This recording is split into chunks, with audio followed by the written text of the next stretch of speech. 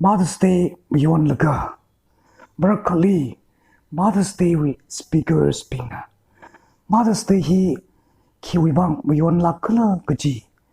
pap madala avang rali zai laga avang rali mashat laga avang rawi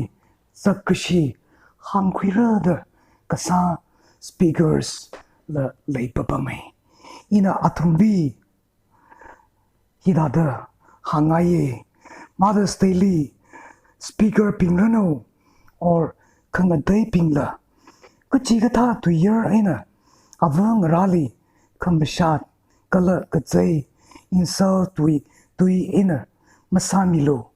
atumwi kangadjan kavat hankwirada masalak alu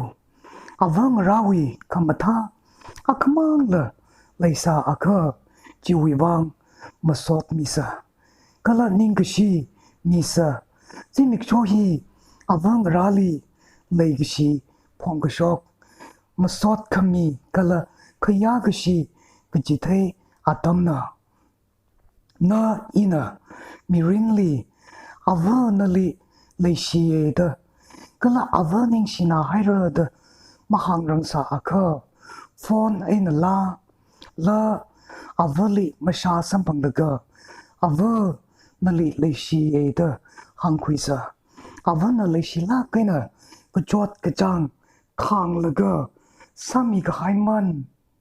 ava leishi ava ningshina hairada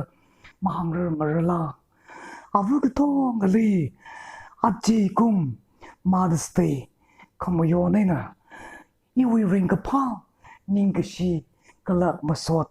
kuchung ka midale avang rasai korali opai mirano kajihi yui salam ne ka khalat lailak kahaya kala ring ka pa Mother's Day nasa ser reno